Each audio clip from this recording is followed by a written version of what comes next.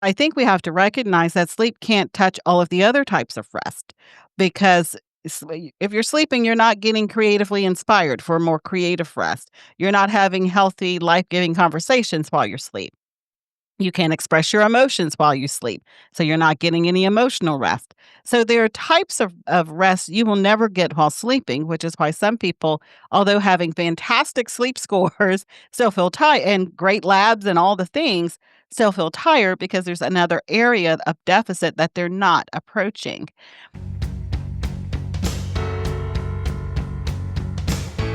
Welcome to the Everyday Epigenetics Raw, Real, Relatable podcast. We're your hosts, Susan Robbins, certified epigenetic human performance coach, and Kate King, licensed psychotherapist, board-certified art therapist, and award-winning author. Together, we bring two perspectives, two styles, and one shared passion for epigenetics. On this podcast, we delve into topics such as environment, nutrition, fitness, mindset, social dynamics, and trauma as they pertain to epigenetic expression in a way that's relatable to everyone. We recognize that everyone's needs are unique. There are no one-size-fits-all solutions for your mind, body, and heart. The true magic lies within you. So if you're ready to create a radiant life through epigenetics and reclaim your authentic self, then buckle up. Here we go. Welcome to the Everyday Epigenetics Raw, Real, Relatable podcast. I'm your host, Susan Robbins, and buckle up. This is going to be a good one today. As you know, we have done the sleep series and with Dr. Winter and Dr. Parsley, and this is a perfect one to piggyback on that. What is rest? What do you think of when you hear you need rest? When we have low HRV, it's, oh, you need rest and digest. Okay, so people think I need more sleep. But actually, rest is about so much more than just sleep. And my guest today has developed the 7 types of rest framework. She says that so many people that she has helped, especially, deal with personal rest deficits because we only think of rest as sleep or doing nothing. And everybody's so busy that the thought of doing nothing anymore just scares the crap out of them. So she is going to shed light on these 7 types of rest, this fantastic framework.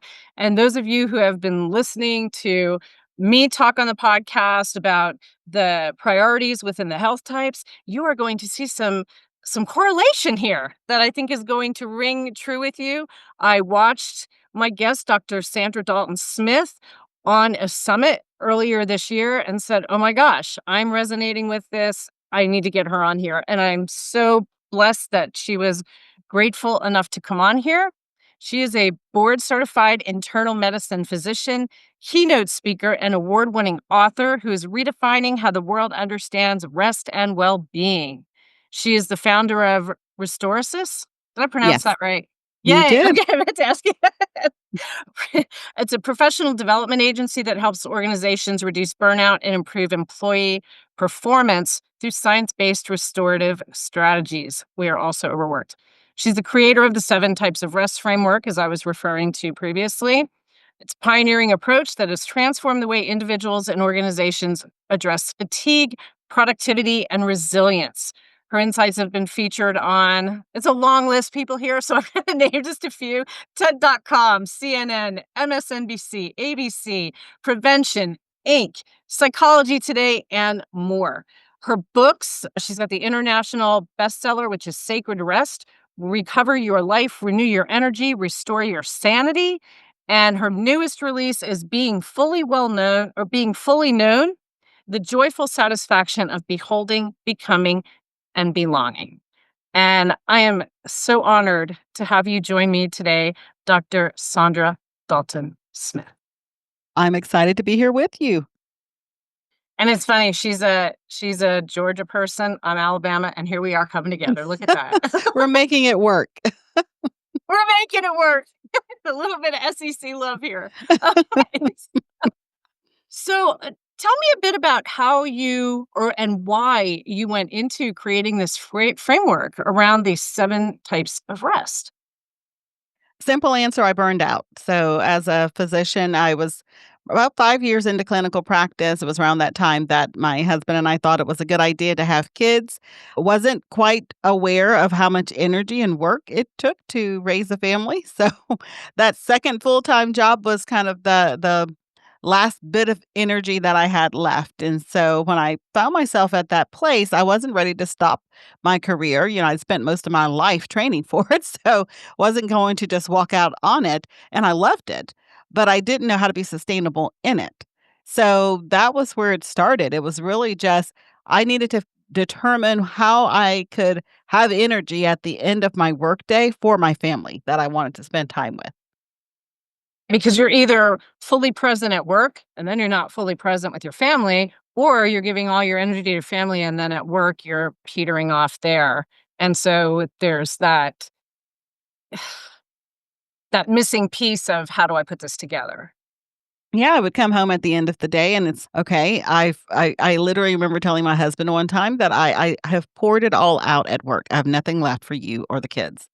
And I meant that. It was where I was Yeah. at the moment. And so when I got to that place, my background's in biochemistry and research. And so when I see a problem, my brain all automatically goes into let's research it. And because of the background in medicine, I also am thinking about diagnosing symptoms. And so when you combine those two things together, you end up with a framework because you're looking at how do you diagnose, and that's where those rest deficits you mentioned. And then how do you treat? In the very beginning process of it was looking at for myself. Initially, I have to be honest, initially I started off thinking, I'm just tired. Who isn't tired that has 2 toddlers, right? It's like, I just need sleep. So I'm tired, I just need sleep. So I started off thinking if I could just get 7 to 8 hours of sleep, this would solve this problem of feeling burned out. But I got 7 to 8 hours of sleep and still woke up tired. And that's when I started asking the question of myself, okay, what else is tired? Because sleep's not fixing it.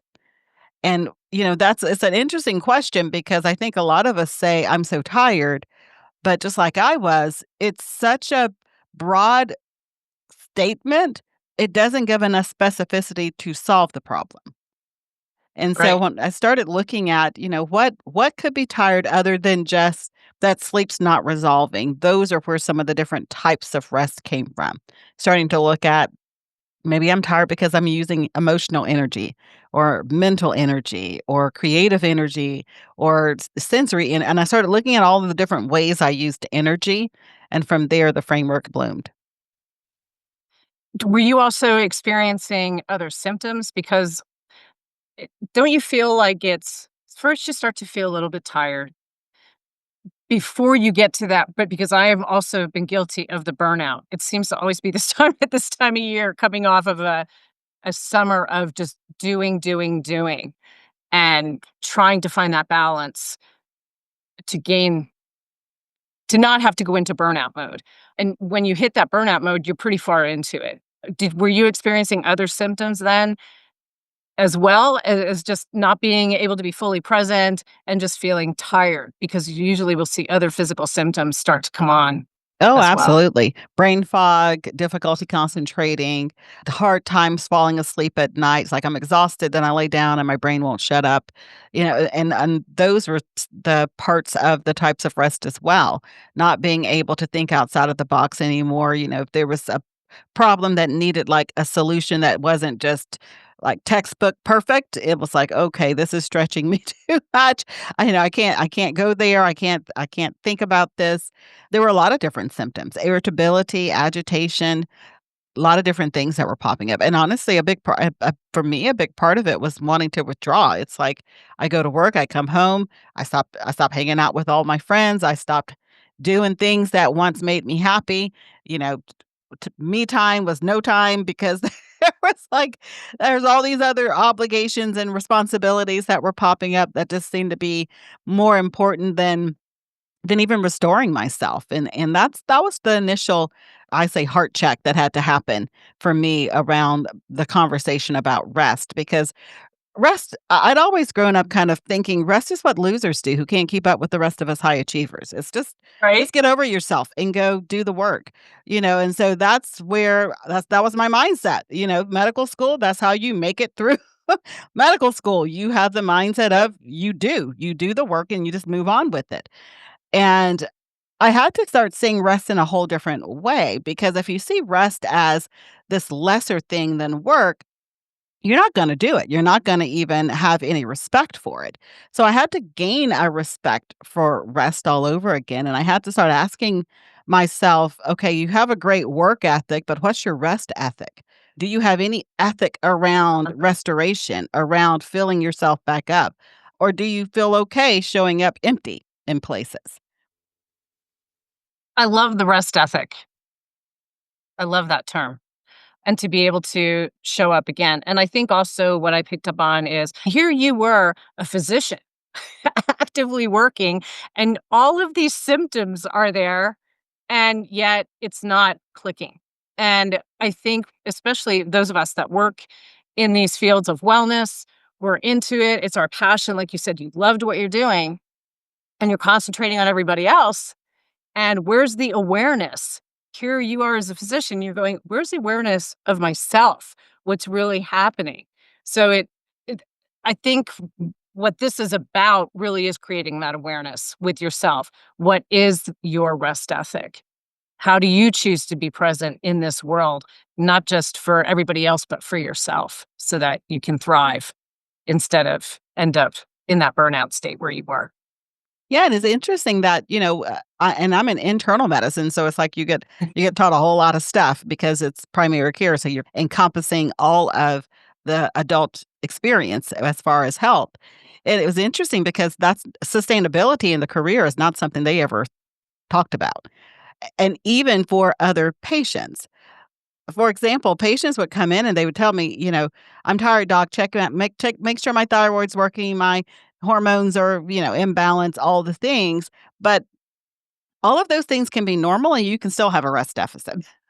And I think Absolutely. that's the thing that is hard for a lot of people because especially if you're in healthcare, a part of you automatically feels as if there should be just like a sound medical reason for some of these things that I can just take a test, do a study or something, and bam, that I know what it is.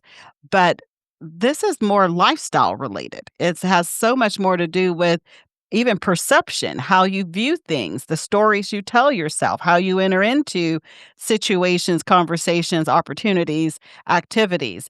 So it has and I think that's for me why I gave my book the term sacred rest because it has an element of the unfamiliar for many of us, where we're having to really get real about what we're feeling and where we're at in our experience. Especially women who are raising families and trying to have a full-time career. That really plays a big part. So I wanna dive in because, I'm just excited to dive into these different aspects of these 7 types of rest. So if you would love to tell us about these 7 types, let's do it. What they Sure. are, how they present, because again, lifestyle is the key driver. I've had people on here, cancer experts, the sleep people, name it, thyroid, hormone. Everybody says the same All the thing. It's things, right? it's all lifestyle, right? Everything comes down to lifestyle. But people think it's all food and fitness. I'm gonna work out and I'm gonna try to eat, quote, clean because we know that what's clean for one is not clean for the other. But if you are not addressing your environment and how you are responding to it, which I think plays into these 7 types that you're going to talk about, you're really missing the boat. Yeah. So I'll start with naming the 7 types. They include physical, mental, spiritual, emotional, social, sensory, and creative, with each one of them having symptoms that can pop up as well as specific restorative practices. But I think before I even go into that, let me just say I think you begin with the part of that in the beginning of our conversation. Sleep and rest are not the same thing. Sleep is a type of rest, so it falls over into the physical rest category And it does help with some of the other types of rest, like sensory rest, because you're sleeping. So you have automatic sensory deprivation because of that, with your eyes being closed and your conscious being altered in that moment. But I think we have to recognize that sleep can't touch all of the other types of rest, because if you're sleeping, you're not getting creatively inspired for more creative rest. You're not having healthy, life giving conversations while you're asleep. You can't express your emotions while you sleep, so you're not getting any emotional rest. So there are types of rest you will never get while sleeping, which is why some people, although having fantastic sleep scores, still feel tired, and great labs and all the things, still feel tired because there's another area of deficit that they're not approaching. Physical, as I mentioned, sleeping is part of the passive component of physical rest. Then it also has an Right. active component. And so the active component are all of those things that improve your muscles' flexibility, your circulation, your lymphatics drainage, things like massage therapy or stretching or doing like a leisure walk. Something like even intermittent fasting can be a form of physical rest because you're resting your gut during a period Rest of in the time. gut. So lots of different ways to experience physical rest that don't just include sleeping, including things like body ergonomics. So when we work with companies and we're doing like wellness initiatives within organizations, that's a big part of the physical rest component. What are the height of your monitors of your screen? How is your body aligned with your chair that you're spending your time in at your desk? So all of those are part of physical. Mental, Wow. I yeah, Yeah, go right just ahead. sorry, that just I'm just like, wow. I never thought about it that even the type of chair I'm sitting in is a type of rest. Rest is about restoration. That's the simplest way I can describe it. Rest is about restoring the energy that is depleted through activity of whatever form it is. Sitting in a chair, looking at a screen, all of those are activities that are pulling some type of energy, especially if Mhm. it's malfitted. I'm short, so I'm like 5'1". So if I'm sitting in a If chair that is too tall, I'm like having to adjust my body to figure out how to get my feet to the ground. And so it's work. It's even though you're not thinking about it, it's requiring my body to make these muscle adaptations to make it work. And unfortunately, at the end of the day, I can stand up and think, why are my legs swollen? Because Yeah. I sat on a chair that pushed up against my capillaries and my thighs for 8 hours because it was too tall for me. Question then. So I have an office chair that I haven't used in a year because you want to talk about this. It was the same thing, right? And I'm 5'1" as well. So we're the two little tiny titans here talking. And I've got under the desk here, I have, one of these stackable things trying Yes. to where your legs aren't hanging and then you're all swollen up at the end of the day. I totally I was just listening going, "Oh, that was so me." I've switched to a ball chair. So if you see me moving now, here's my question. It has made a tremendous difference in my back. That Absolutely. it's And nice. that is a restorative practice. I love that you That was my shared that. question. I love that you shared that because that is so the deficit is I felt, my back hurts, I don't feel good, my legs hurt, whatever it is after being in this workstation for however long. What is a restorative practice that improves that? You switched out the chair. You actually got a ball that allows your body to be more in alignment with your height, your legs and things to be flexed at the right position. It was a one-time fix that now is part of your rest strategy. And those are the type of things that we train people in. Because I'm not saying to create extra time in your day. Nobody has extra time. We're all busy.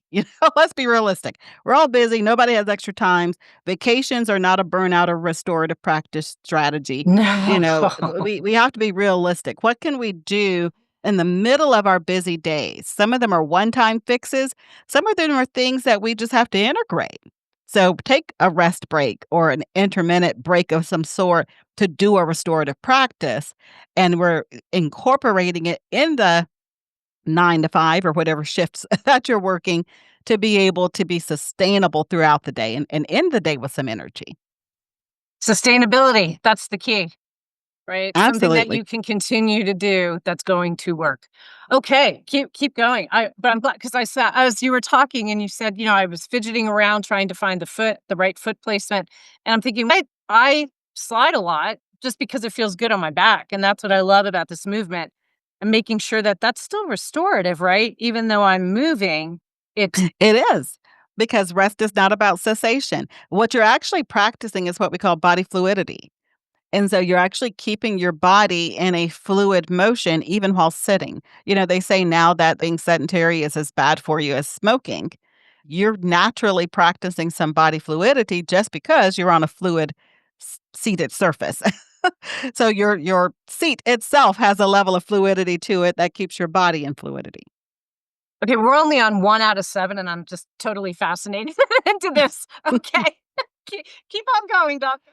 Mental rest is probably the easiest way to describe mental rest if you're someone who you're tired at the end of the day, but your brain won't shut up. So you lay in the bed and you think all the thoughts. You think about your to-do list the next day or thinking about your conversation you had with your spouse or something. Or if you have ever dealt with brain fog, as we call it, you don't seem to be as clear or as sharp as you once were, or you're highly forgetful and you are too young really to have dementia and don't really have any other signs of dementia, but you have a tendency to be very forgetful, particularly short-term memory forgetful.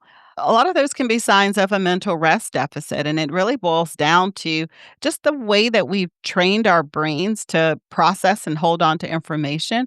A lot of us we spend quite a bit of time doing multitasking activities, including just our engagement with our devices. Jumping from screen to screen or tab to tab can build in a level of multitasking as well.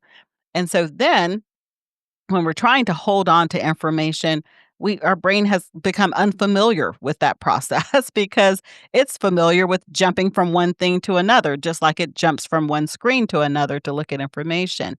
However, in the evening, when you're processing and you're ruminating and you're thinking the same thought over and over and over again, you're actually training your brain to recall that information. It's the same process you do when studying for like a chemistry test or something. You ruminate over it. So rumination causes the brain to want to hold on to it because it's as if you're saying we're going to be tested on this at a later date. So hold on to this information, and you'll even stay out of deep levels of sleep because the brain is in test mode. It's nope, I got to hold on to this. It's my responsibility.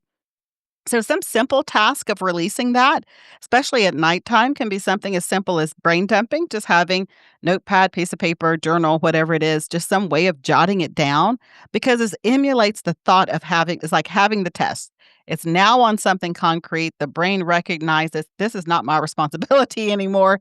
It's safe. I Mhm. can go to sleep. Other ways of doing that, a lot of people, you may have heard people say in the past, I go for a jog to clear my brain. And it sounds Yep. like how does that even work? But it's basically mental rest. It's a mindfulness practice. And it's counterintuitive because you're thinking jogging as rest. It's not physical rest. But if you're someone who works at a desk 24/7, that's your day job. You're sitting at a desk all day. Your physical body's not the issue. It's probably not the main thing that's exhausted. You've been processing, thinking, reasoning, rationalizing. That's the part of you that's exhausted. So when you go on the Right. jog, that steady pace, the cadence and the breathing, your brain's able to focus on those 2 things, narrow your attention in such a way that it's almost like meditation. It's a mindfulness type practice where you're focusing so sharply on 2 things that the rest of your brain goes quiet. And that's required for some people. They cannot just sit and hum and look at a piece of grass and meditate. They require other things to be going on at the same time for their Yeah. brain to get to that quiet place.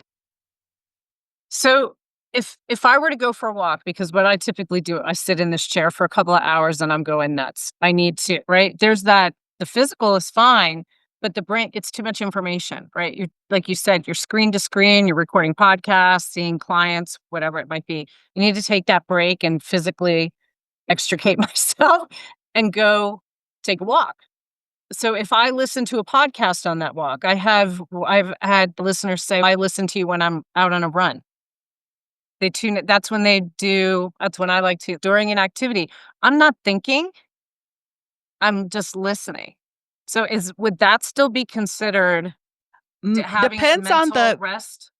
I don't tend to consider that mental rest, but it can very well be creative rest. Because Okay. sometimes people consume information that inspires them or causes them to think outside of the box as part of their creative rest. So, creative rest is the rest you experience when you appreciate beauty in whatever form. And so that could be the beauty of nature, like being outside and appreciating the trees and all the things, being at the beach, those kind of things. It could be man-made beauty, things like art or music or dance or theater or books or something like speaking, because speaking in itself is an art form. And Okay. so for some people, they might be using that as a way of being inspired and motivated, which is really the heart behind creative rest, is to inspire people into new ways of thinking, unlocking the creativity inside of people. Okay. So mental you could combine with the physical, but again, it's still going to be a quieting of the mind and You're not wanting the something mind that's to slating it. yes, exactly. You're wanting the mind to get to the calm place. Okay. So like yesterday I went on this I'm in Colorado. There's an amazing hike to this alpine lake. And the whole time I'm looking at the beauty, just going, look at what God has created here. It was unbelievable. And then I get up there and I do this all the time. And I get up there and I just sit and I don't think about anything. It's like you're just zoned out. So that would be the creative part. But when I'm sitting up there, but maybe that initial walk where I'm not thinking anything could No, be also mental clearing. yes, and I think you're the thing is you can get more than one type of rest at the same time. I think you're trying to see if That's I where I can was just headed. get one, just get the other, because the time when you're walking up, like if most of the hikes my husband likes to take me on, I'm so uncoordinated and that kind of stuff. I've gotta look at every place my foot steps. So it becomes a meditative process because 'cause I'm literally staring at every rock, judging all the stuff in my head, and so y I'm thinking and processing, but my focus has so narrowed down that I'm not thinking about anything other than where am I gonna place my next step? So it becomes a meditative type process because 'cause I'm literally meditating on my every foot, every step I take. Okay. Whereas in the process of doing it as well, I'm also looking around at the beauty. I'm taking a moment to, and when we do stop for breaths because I have to breathe on these hikes with him, I'm looking around at the scenery. I'm getting creative rest at that same time, and honestly, sometimes I'm getting spiritual rest at that same time because if I'm Right. getting inspired that wow, look what the creator created, so I'm getting created rest, but I'm also getting this extra element as well. So, yes, you can combine different types of rest just as you can with work. When we work, we oftentimes are using multiple different types of energy at the same time we're working. That was you went exactly down the road that was in my head. So this is great. Okay, on to the next one then, I guess. Yeah, I think I mentioned spiritual just then, but just to elaborate on it, because some people don't have the same faith system I have, and I'm fully aware of that. Spiritual rest is for everybody, whether you believe what I believe or not, because it boils down to the need that we all have for a sense of belonging, that our life has meaning and purpose, and that's at the core of spirituality. And so, whether you experience that through some type of faith based expressions, through prayer or through community within a church or something of that nature, or if you're experiencing that in other ways, like volunteerism, having a cause or something that you really feel a connection to, where you feel like you're giving back to the greater good and you're a part of the interconnectedness of humanity. That's at the core of spiritual rest. Emotional and social rest, I tend to discuss them together because they both deal with people and our interaction with people. Emotional rest is our personal ability to be able to authentically and just very truthfully express our feelings and where we're at with our emotions. And so emotional rest, we have to think about it as first, who are the people in our life that we feel that level of trust with, where we're able to share at that level and make space in our lives to have times of expressing the feelings that we're going through.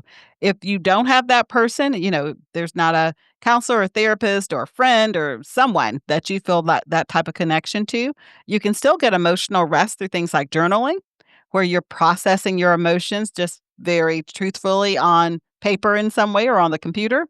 Or you can also get emotional rest through creative expression. I went to medical school in Nashville, and I oftentimes joke that a lot of the hit songs coming out of Nashville are actually somebody's emotional rest journey.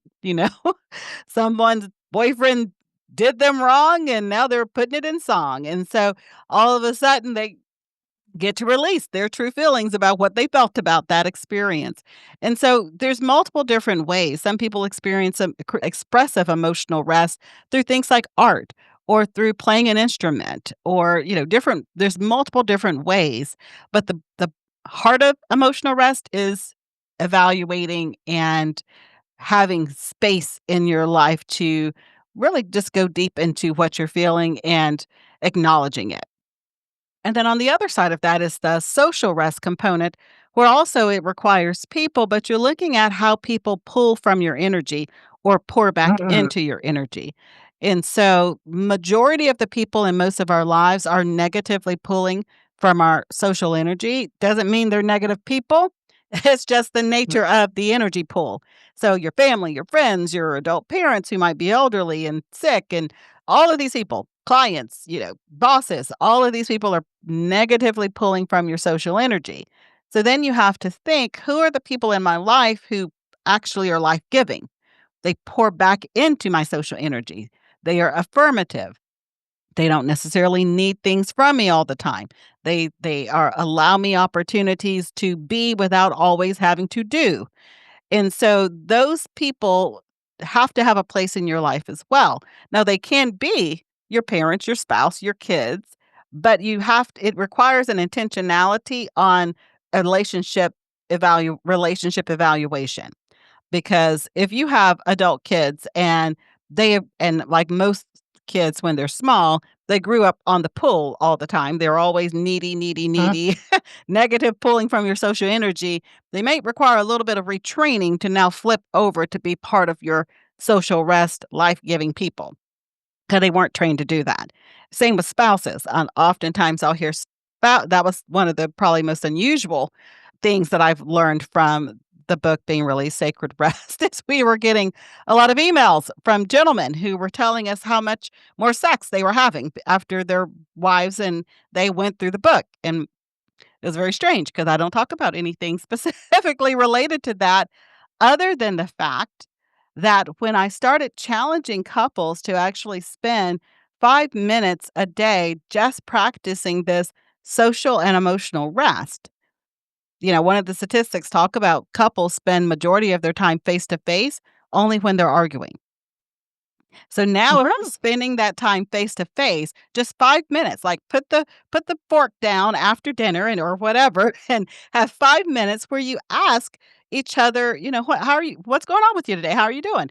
Tell me a little bit about Yeah. your day. And they can just honestly share not the trauma dumping that most people do when they talk about their day. Oh, this happened and this is what this person Mm. wore and this is what they said. That's just taking people into the experience. That's trauma dumping. It's like painting the Netflix picture of the experience so that now I get to sit in it with you.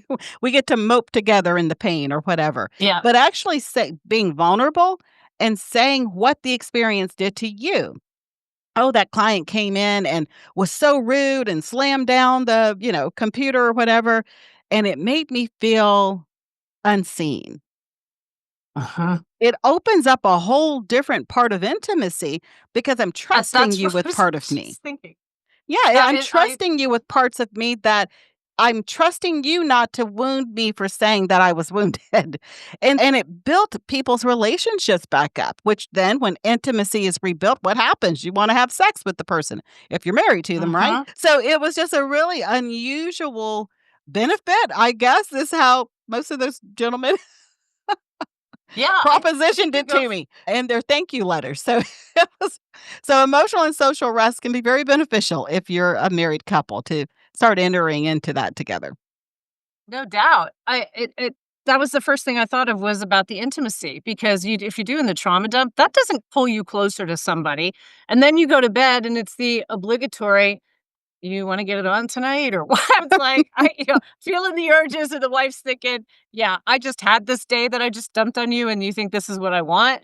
And but when you're being authentic, and that's what I preach on this podcast, is being authentically you.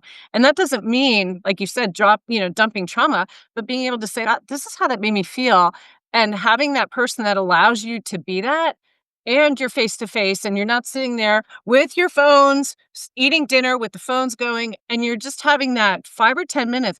That's where the intimacy starts. So it didn't right when you said that more sex, I'm going, that's because there's more intimacy created through that authenticity. And I think Yeah, and that's really beautiful.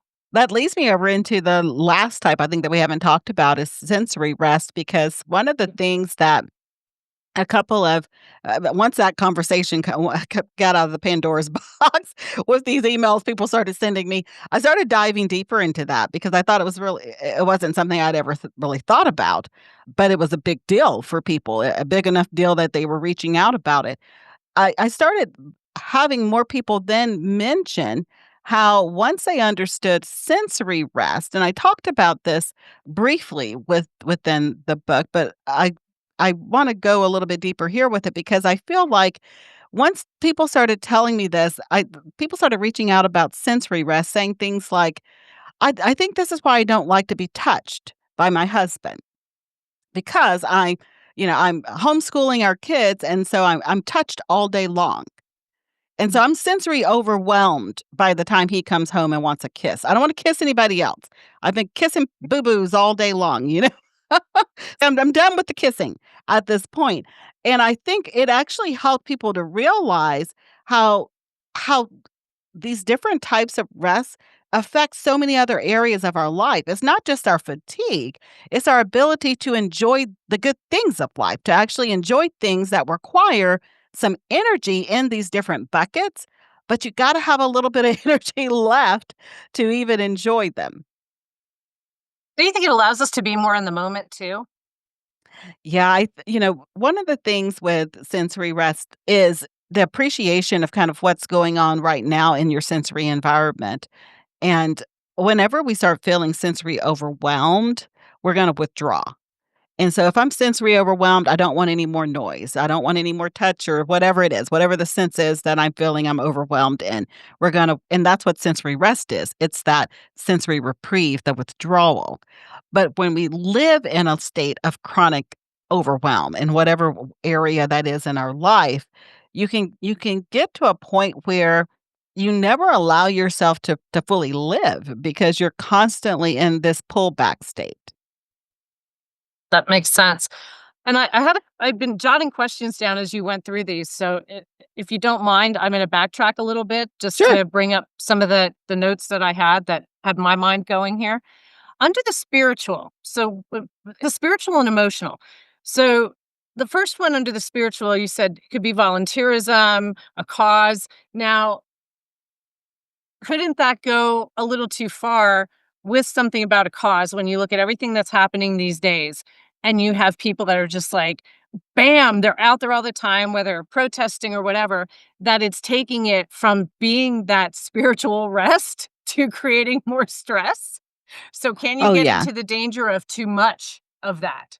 That's with any type of rest, though. Any of the 7 can be taken to an extreme. For example, physical rest includes gentle movements of the body. It can Mhm. be taken too far and you can get a hyperextension because you're like, if this little bit of stretching's good, then even, if I do it even longer, that'll help. And it actually doesn't. It actually just makes things worse. So Mhm. any type of rest can be taken to some form of extreme. Even emotional rest. It's good to have vulnerability and to be authentic and to share, but everybody's not safe. Every place is not a safe environment. And so Yes. you have to have some level of discernment and some level of personal boundaries. And so I think with every type of rest, you do have to stay in an evaluation of the energy flow. And so looking at, do I feel energized? Do I feel restored? And if I do, then I don't necessarily need to keep doing that one over and over again. This is where Uh-huh. really the whole restquiz.com assessment came from, because people were saying, "Oh, I love getting this type of rest." And that would be the only type of rest they would do, and they would have a deficit in another area and not even be aware or not even attempting to improve it and just oblivious to it. So we found it helpful for people to be able to see, hey, this is a area of resting that I'm doing pretty good at. I can keep doing what I'm doing. It's working. But this one is, not so great. Maybe I need to spend a little bit of energy and time being intentional with that type of rest. I thought of this analogy, and you're gonna laugh at this because last night was one of the best nights of sleep I've had in a while. It was amazing, and I woke up at one point, and this popped in my head. I don't know why, and I thought, I went because I'm thinking about this interview, and I thought, "It's like a wheel," because I was reading about trying to read more into this last night as well before I went to sleep. It's like a wheel where if you have one of these spokes is off, it can throw off some of the others, right? If you have one spoke that's built up too much, the wheel's not going to roll properly. If you're missing several in here and you only have one going, you're still flattened. So you really want to make sure that each one of these spokes in this wheel are addressed. So then you're going to be rolling more smoothly than trying to play catch up. And it's like the wheel keeps stopping and stopping, saying, but I'm doing these things. Well, where is the missing piece of this puzzle? And that's what popped in my head at 4 AM. Yeah, That's when I I think get you're creative, describing a doctor. lot of people's lived experience, though. I think a lot of people, that is their lived experience. It's, hey, I got great ideas. I've got, I'm on it mentally. I can process the information, but there's something about the next step. It's like getting out there and sharing it with people and building the relationships. It's like they're excelling at maybe the mental and the creative, but then the emotional part, which is basically being authentic in the sharing of it with other people, they haven't honed that part of their skill set. Yeah. And they don't recognize that. And I think and I love that you went there, because I don't think sometimes people recognize that rest empowers the work. So if you're not emotionally rested, you're gonna and socially rested, you're gonna struggle with communication with people. And so you're thinking, "Oh, it doesn't really matter. I just need to, take a couple of more classes on how to communicate well in the business world." And you don't realize that people can read when you're not authentic. They can tell when you're Oh, uncomfortable with boy. you. They can recognize that you don't really understand your own place of belonging, that you're just faking it. And so when that comes across, that makes people withdraw, even if they don't understand why they're withdrawing from you. They're like, "Oh, there's something about that guy or gal that I don't know. Something's off." And so I think it's important to realize that really rest undergirds all work. The stronger you are, the better you can do the work in all of these areas. And so this is what we're seeing with a lot of the companies we work with. It sounds kind of counter cultural, like we're going to teach our people, our leaders, how to rest. And what they're seeing is, when they understand how to stay healthy and well rested and restored and full in these different areas, they actually show up better in their work. Absolutely.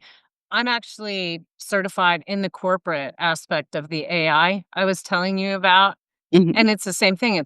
We would always start with the executives first and get them into it because otherwise Oh, they're not always. going to see. You can bring it to all your employees, Yeah. but they're the ones it's coming from that are just driven, driven, driven, and they are missing like 90% of this type of rest. And everything changes for them. And what's interesting, out of the 6 health types, one of them, the majority are going to be like your CEO and engineer types. The brain is Mhm. always on, very future focused. And so for them, their top priority is actually the mind to bring that calm in because it doesn't stop. Mhm. And they're prone to the overexercise. And I think another great analogy to tie into what with the clarity that you just so put so well together there is muscle building. People train to build the muscle, but the growth, you're tearing it down. But the growth is during rest. So it's just like you said, you can keep working, and doing, but it's in this rest where everything grows. Mhm. And it's no different with our muscles. Like everything needs calm, It something does. to fulfill. And the other thing I loved, and I just wanted to touch on because we talk so much these days about energy and positive and negative energy and around people, and how you said it doesn't, the people that may drain your energy, there's energy vampires that are not good energy and literally suck the energy out of you. You feel worse. And I think that's a good analogy, if and correct me if I'm wrong, that when you leave them, you feel worse. But there's others that you still love and it's positive interactions, but it may be, like you said, like a child or a spouse or something that's a little bit more draining to you, but it's not a negative to where you're like, "Oof, I can't, ugh." I just kind of, or they suck my good energy away. There's a very big distinction there. So you can still have beautiful people that just tend to be a little bit more on the draining side, but doesn't mean it's a negative energy. Exactly. And They're negatively pulling from your social energy does not necessarily mean they're negative people. yeah, yeah. Now, you had talked about the test. So I would love for you to tell people about this test that you put together. And then if we still have time, if you could touch a bit, because I know you do some work or have done talks on saying no, because I think this is a big part of this is being able to say no to some things that really are not in your best interest at this time when you're trying to gain more awareness and trying to get all your spokes on the wheel together so that it'll keep falling off. Yeah, so the quiz is at restquiz.com. It is a 5 I always say it's a 5 to 10-minute assessment. It really just depends on how anal you're gonna be at taking it. So don't sit there and overthink the questions. Read, answer, keep going, because it should be really instantaneous, your answers, because what we're looking for is determining which of the 7 areas you're most efficient in. However, if you're gonna sit there and try to analyze what type of rest would she be asking me about this, you'll be there all day long because we are very intentional. Some are very obvious, some you will never guess because they were very intentionally written so that you cannot easily determine what type of rest it goes with.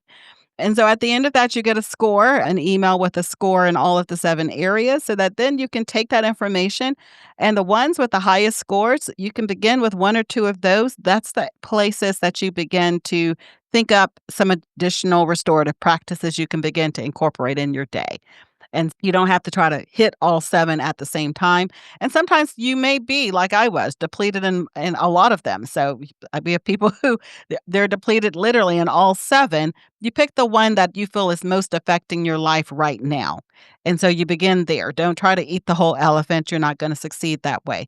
Pick one, begin with some intentional restorative practices on that one. As you start feeling more energized, as that one bucket goes up, you can then find another strategy and another one that you may wanna add on to your rest strategy. And as far as saying no, I think that's where you a lot of us have to start with our calendars. Just taking a look at the things that we are responsible for. There's some things that are givens that you want to continue to put your energy towards. There are other things that you maybe have been doing out of obligation. You know, you feel like you're supposed to. A good example of that, like I said, I have 2, I don't know if I actually mentioned or not, I have 2 sons.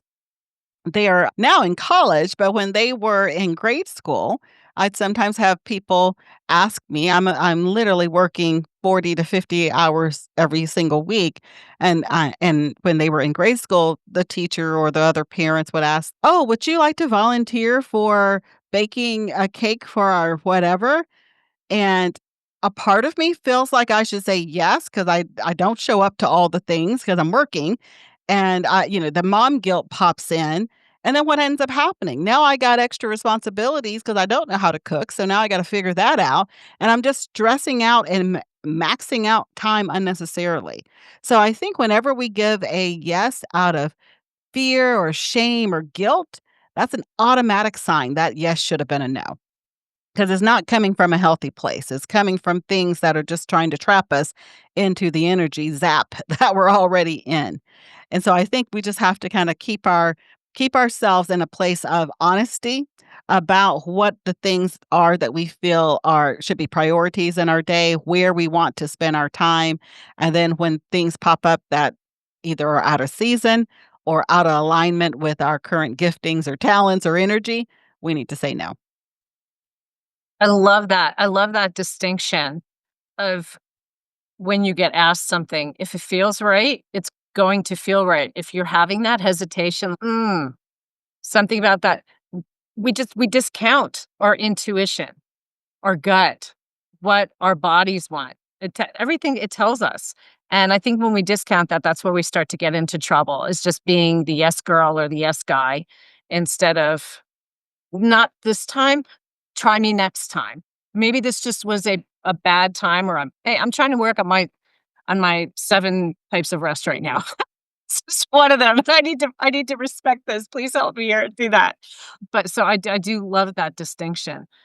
This has And been just I a love that comment because I challenge people to actually to mention that doesn't align with my rest strategy. That's a statement I tell my coaching clients. Someone will say something else and I'll tell them. They're like, "What am I supposed to say?" Tell them that does not align with your rest strategy. And then when they look at you like, "What did you just say?" Explain it to them. Because I guarantee you they're probably on their way to burnout as well. That's what I tell people. When you open yourself up to any type of coaching or anything you're doing, there's ways you're going to change other people too, because they might not have this information. And it's a great way to open them up because I guarantee you, in where this world is right now, people are so burned out. They're stressed out. They're tired. Like you said, waking up in the middle of the night or not getting to sleep and just really just struggling to get through a day and just not being able to be in the moment and enjoy life for what it is. And that's sad. And we need to change that. And so I love the work that you're doing around this. And I wrote that down. That doesn't align with my rest strategy because I am going to use that with my clients if you allow me to also throw that in there because I think that's pretty profound. And for people to be able to explain that, I think we need more talk of that in this world right now than we do of you should be doing. And if you're not getting up at 5 a.m., you're being lazy. If you're not moving at 5 a.m., you're being lazy. If you're not working 60 hours a week and saying, I'm just so busy, which is a badge of honor, and it shouldn't be. The badge of honor should be, I have balance in my life and I'm taking rest. I took the day off yesterday. I was like, you know what? This is one of the beautiful weather days, and there's going to be snow at 12,000 feet. And I'm not going to be able to do that hike to get up there. I'm gonna go take advantage of that because I can without guilt and just allow it to fill me so that now today I'm on fire. I'm feeling fired up and ready to go. Why do we put such guilt around that? To say no, I'm taking care of me today. So I think this is just a beautiful conversation to bring this awareness to people that resting is good. This is where your growth comes, and you will be so much more productive and present. And I think that's the big thing present in all areas of your life by allowing this and talking about it. You don't have to make it a secret that it's okay to rest. Absolutely. I also would add to that, I think sometimes we think that success should look a certain way. You mentioned about, like, the grinding, is successful, is what many of us think of as successful. When I burned out, that was the thing that I had to come to a realization to, is that having a life that looks successful but doesn't feel successful is no success. And so if your life looks very successful, but you're not enjoying it, you're stressed all the time, you're not having fun anymore, you're not enjoying the people that are in your sphere of influence in your world, is it really success? I don't think so. I think it's actually more of a trap at that point. And anytime you feel trapped, look for the way out. I agree. It's funny because we just talked about this in my I just renewed my relationship with God, and it has been so when you hit on the spiritual, that was a big spoke of mine that was missing. And it's made just such a huge difference in my life, and so I have this Tuesday night kind of a Bible study group, and we were talking about this, and then I've been also reading into this more how, what really is success? Is it the grind, grind, grind? Because I could sit here in front of this laptop, as I'm sure you can go into the office and just, as you did, put in the hour after hour, but yet you don't feel fulfilled. No matter how many patients or clients you have, something is missing. And when you can let go a bit and bring in these different aspects of rest that are all just pieces in your puzzle in that wheel, that it's like what do we call it? The circle of life. That I went to IIN, graduated there, and they gave us a circle of life where you have all these different pie pieces, which are a lot of the ones that you have mentioned here around that. And I would have people fill that out. And so in the center of the circle is, I am not fulfilled one iota.